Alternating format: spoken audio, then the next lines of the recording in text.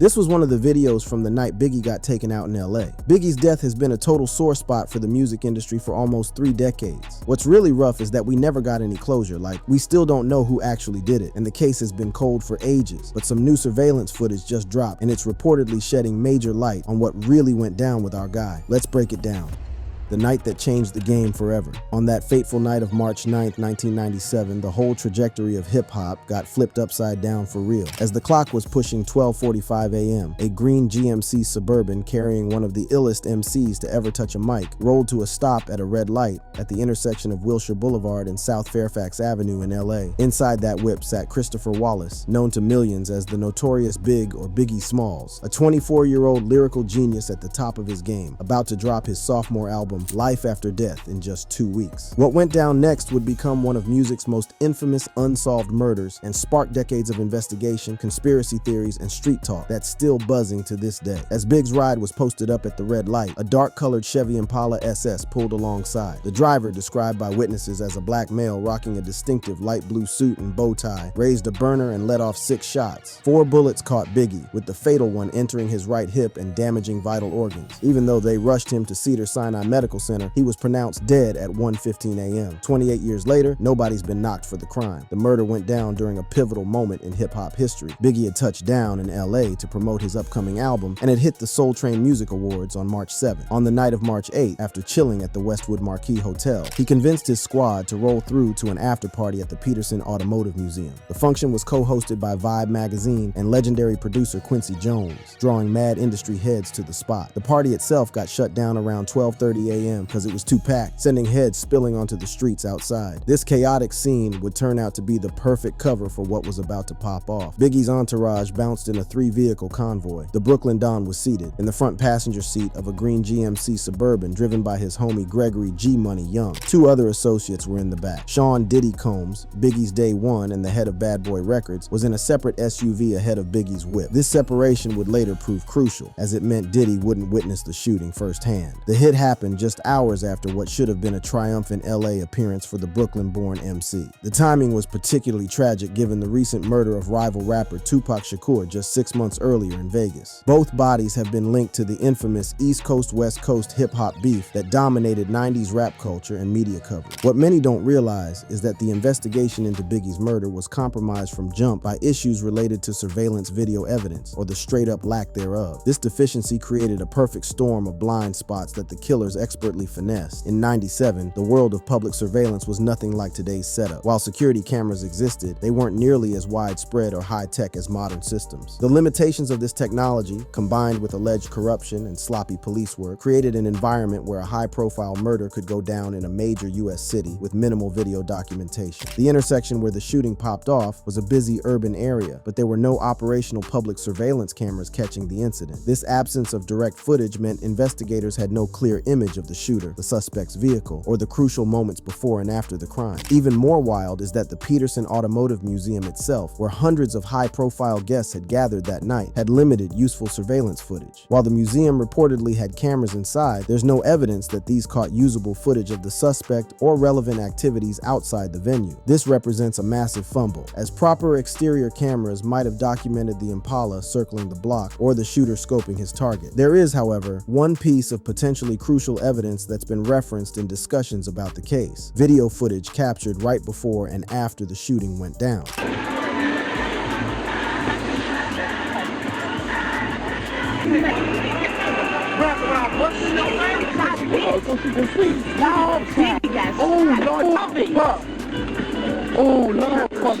The video also allegedly shows bright headlights disappearing quickly after shots were fired. It was followed by a slower moving vehicle, suggesting the shooter dipped from the scene immediately. This was taken by a handheld device. But here's where the limitations of 90s tech become painfully obvious. The footage quality was too trash to identify the vehicle's plates, the driver, or specific details about the car beyond its general description as a dark Impala with chrome wheels. This video, while providing circumstantial evidence of the getaway, offered no solid leads to identify the suspect. This lack of clear, actionable video evidence forced investigators to rely heavy on eyewitness testimony, a notoriously unreliable form of evidence, especially in chaotic, traumatic situations like a shooting. Witnesses gave conflicting descriptions, and many weren't trying to cooperate due to fear of retaliation, particularly if the murder was connected to industry heavyweights or gang members. Another missed opportunity involved potential footage from inside the museum. Multiple witnesses at the after-party reported suspicious individuals, including a female allegedly acting as a spotter who was asking which whip Biggie would be leaving in. This woman was seen interacting with Biggie's crew and later appeared in witness testimony as a potential accomplice. If good surveillance footage from inside had been properly saved and analyzed, it might have caught these suspicious interactions or identified other persons of interest, such as known gang members who might have snuck onto the guest list. But either the museum's cameras didn't cover the right areas, the footage wasn't preserved, or it wasn't properly analyzed by investigators. Another critical missed opportunity that benefited the shooters. The events surrounding Biggie's death went down against the backdrop of one of hip-hop's most infamous beefs. The East Coast-West Coast rivalry had been brewing for years, fueled by personal drama, business rivalries, and regional pride. Marion Suge Knight, the notorious co-founder of Death Row Records, was a central figure in the West Coast rap scene and a rival to Sean Diddy Combs of Bad Boy. Knight, who was locked up at the time of Biggie's murder on an unrelated charge, has been implicated in various theories about the killing. Some investigators have alleged that he orchestrated the hit from behind bars as payback for Tupac's death, though Knight has consistently denied any involvement. The East Coast-West Coast beef wasn't just about music, it had deep connections to gang culture. Knight was known to have ties to the mob Piru Bloods, while some Bad Boy associates were allegedly linked to Crip sets. These gang affiliations added another dangerous dimension to the rivalry, potentially turning industry beef into deadly street conflicts. The investigation into Biggie's murder was further complicated by allegations that corrupt Los Angeles Police Department officers were involved. Former LAPD detective Russell Poole, who investigated the case, claimed that officers with ties to Death Row Records and gang affiliations may have played a role in the murder or its cover-up. These explosive allegations suggested that not only might evidence have been mishandled, but that actual law enforcement officers could have been in on the hit. And if corrupt officers were indeed involved, as some theories suggest, there may have been deliberate efforts to make evidence disappear, including potential surveillance footage that could have identified the perpetrators. All these set the backdrop for theories that have lingered for almost 3 decades. Theories, suspects, and the system failing.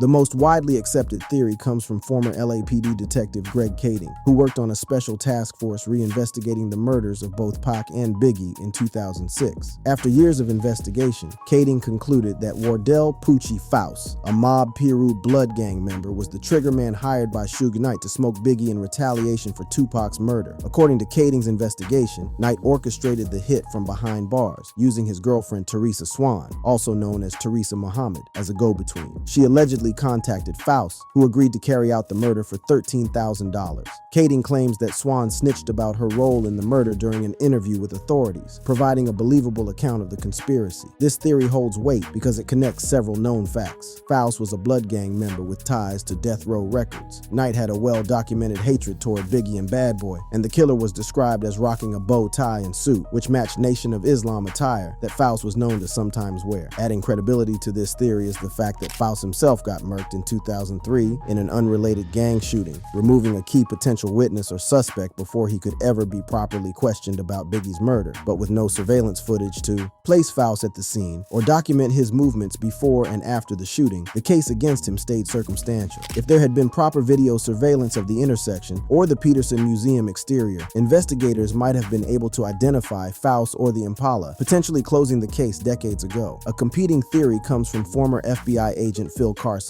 who spent years digging into the case. Carson alleges that the shooting was carried out by Amir Muhammad, born Harry Billups, a close associate of corrupt LAPD officer David Mack, at the direction of Suge Knight. In this scenario, Knight put out the contract through Mack, who then got Muhammad to pull the trigger. What makes this theory particularly explosive is the alleged involvement of LAPD officers, suggesting not just a murder, but a cover-up orchestrated from within the department tasked with solving the crime. David Mack, who was an LAPD officer at the time of the murder, black Chevy Impala similar to the the one described by witnesses at the shooting. He also had known ties to the Mob Peru Bloods gang, creating a potential connection between law enforcement and the criminal underworld that might have facilitated both the murder and the subsequent obstruction of justice. Mack was later convicted of bank robbery in an unrelated case and got sent up for 14 years in federal prison, further suggesting his corrupt nature. His ties to Death Row Records and Suge Knight have been alleged by multiple investigators, including Russell Poole, who first brought attention to Mack's potential involvement. Muhammad, the alleged shooter in this theory, was investigated by the FBI and no charges were ever filed against him. Again, without clear surveillance footage to place Muhammad at the scene, the case remained built on circumstantial evidence and witness accounts. The most troubling aspect of the Muhammad Mack theory isn't just the murder itself, but the alleged cover-up that followed. Carson and Poole both claimed that evidence implicating corrupt officers was deliberately suppressed. Carson has stated that his investigation uncovered approximately 3,000 pages of evidence suggesting LAPD involvement in the murder, but that he was told by superiors to fall back from the case. This alleged obstruction from within the department itself would represent a systemic failure that went far beyond mere incompetence. In 2005, a wrongful death lawsuit filed by Biggie's family against the city of Los Angeles brought these allegations to a head. The judge in the case declared a mistrial after finding that an LAPD detective had deliberately concealed evidence relevant to the case, including documents that potentially implicated officers. This judicial finding lent significant credibility to claims of a cover-up. Beyond these primary theories, others have suggested that Biggie's murder might have been connected to broader criminal enterprises, including possible involvement of the Genovese crime family, or that it might have been financially motivated by record companies looking to cash in on posthumous releases. One of the most striking anomalies was the absence of the LAPD's robbery-homicide division from the case for nearly a month, an unprecedented delay for a high-profile murder in Los Angeles. This specialized unit would normally take immediate control of such a significant case, raising questions about why they were sidelined during the critical early phases of the investigation when evidence was freshest and leads were hottest. Then there was the matter of witness intimidation. Multiple witnesses, including inmates who might have had information about the case, refused to testify, reportedly out of fear of retaliation from either gang members or corrupt officers. This climate of fear further hampered investigators' ability to build a case, especially in the absence of clear video evidence. Even more troubling were the fates of those who pursued the corruption angle. Detective Russell Poole, who first identified potential police involvement in the case, claimed he was forced to resign from the LAPD in 1999 after his superior suppressed his findings. Poole dedicated much of his later life to continuing the investigation independently, maintaining until his death in 2015 that corrupt officers were involved in both the murder and its cover-up. Similarly, FBI agent Phil Carson has alleged that his investigation was shut down by superiors despite uncovering significant evidence. The pattern of investigators being blocked when they pursued the corruption angle suggests something more than coincidence. The escape of Biggie's killers was facilitated not just by the absence of surveillance footage, but by a perfect storm of factors that created an environment where justice could be dodged. First, there's the matter of speed and timing. The shooter fled immediately after busting his gun, capitalizing on the crowded, chaotic scene as partygoers exited the museum. The Impala's rapid acceleration, audible in the limited video that does exist, suggests a planned getaway. The busy intersection and late hour likely delayed police response, giving the shooter a critical head start. There are also reports of a white Toyota Land Cruiser that made a U-turn and positioned itself behind Biggie's Suburban just before the shooting, potentially acting as a lookout or creating a distraction. This vehicle's role remains unclear, but it may have aided the escape by creating confusion or blocking potential pursuit. The lack of immediate pursuit was another critical factor. No witnesses provided a clear description of the shooter or the Impala's license plate. The distinctive bow tie and suit may have been a calculated move, designed to either blend in with the upscale crowd or to mislead investigators. The use of rare Gecko 9mm armor-piercing ammunition, uncommon in the US, indicates premeditation but left little traceable evidence. Meanwhile, Biggie's entourage was understandably focused on rushing him to the hospital rather than chasing the shooter. Diddy's lead SUV had already passed through the intersection, leaving no one in a position to follow the Impala as it sped away. Even more damning were the deaths of key potential witnesses and suspects in the years following the murder. Wardell Poochie Faust, the alleged shooter in Kading's theory, was killed in 2003. Orlando Anderson, who was linked to Tupac's murder and potentially had knowledge about the Biggie case, was killed in a gang-related shooting in 1998. These deaths systematically eliminated individuals who might have eventually come forward with information, whether voluntarily or through plea deals. The intimidation factor cannot be overstated. FBI agent Phil Carson reported that inmates he interviewed feared testifying against David Mack, choosing to serve long prison sentences rather than cooperate with authorities. This suggests a climate of intimidation that effectively silenced potential witnesses. witnesses, a particularly problematic obstacle in a case already lacking hard physical or video evidence. Put simply, Biggie's killers escaped through a combination of careful planning, chaotic circumstances, and a systematically flawed investigation that may have been compromised from within. It all leaves us wondering what would have happened if Biggie was murdered in today's digital age.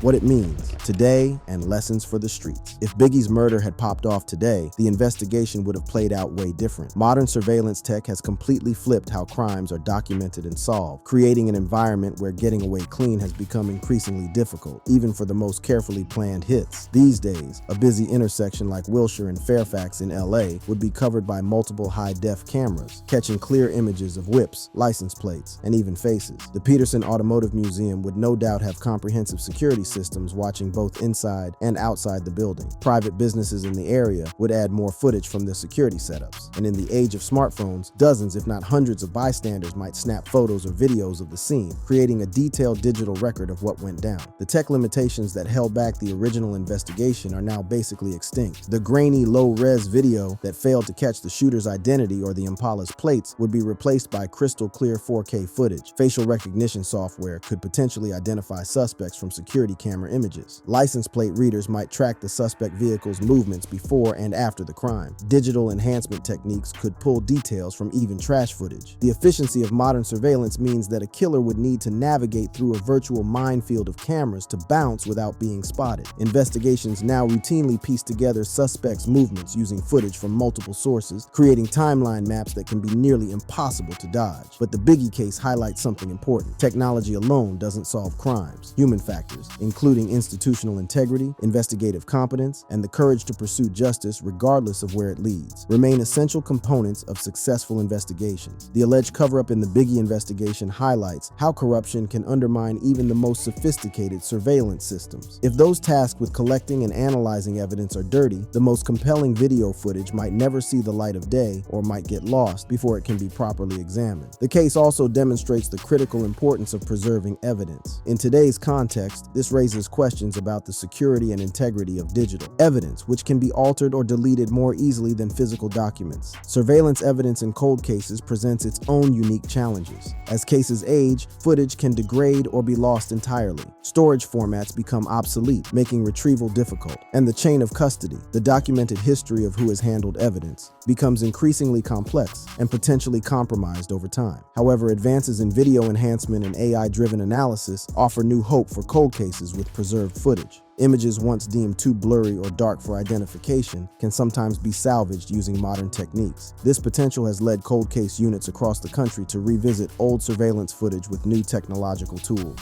The Biggie case may yet benefit from such advances. If original surveillance tapes from the Peterson Museum or nearby businesses still exist in archives, they could potentially be reanalyzed with modern enhancement techniques. However, after nearly 3 decades, the likelihood of such footage surviving intact is unfortunately slim. The investigation into Biggie's murder offers several crucial lessons for modern law enforcement and for folks in the street. First, it reflects the vital importance of securing and preserving all potentially relevant surveillance footage immediately after a crime. In the Biggie case, the failure to systematically collect video from the museum and surrounding businesses represents a critical missed opportunity that can never be fully rectified. Second, it highlights the need for independent oversight of investigations, particularly when allegations of internal corruption arise. The claims by Poole, Carson, and others that they were told to back off certain avenues of investigation suggest a failure of oversight that potentially allowed a cover-up to succeed. Third, it demonstrates the essential role of technological infrastructure in criminal investigation. The limited surveillance capabilities of 1997 created blind spots that benefited the killers. Modern cities investing in comprehensive camera networks and advanced analysis systems may help prevent similar investigative failures in the future. Finally, it reveals how gang intimidation and witness fear can derail even high-profile cases. The reluctance of potential witnesses to come forward, whether out of fear of gang retaliation or corrupt officers, highlights the need for robust witness protection, programs, and a justice system that can credibly guarantee safety to those who cooperate. The murder of Biggie Smalls remains officially unsolved, though investigators like Greg Kading maintain that the case is solved but unprosecuted, meaning they believe they know who did it, but lack the evidence to bring charges or have lost the opportunity due to the deaths of key suspects. There have been periodic revivals of the investigation investigation over the years. The LAPD reopened the case in 2006 to investigate corruption theories, and again in 2011 following new information.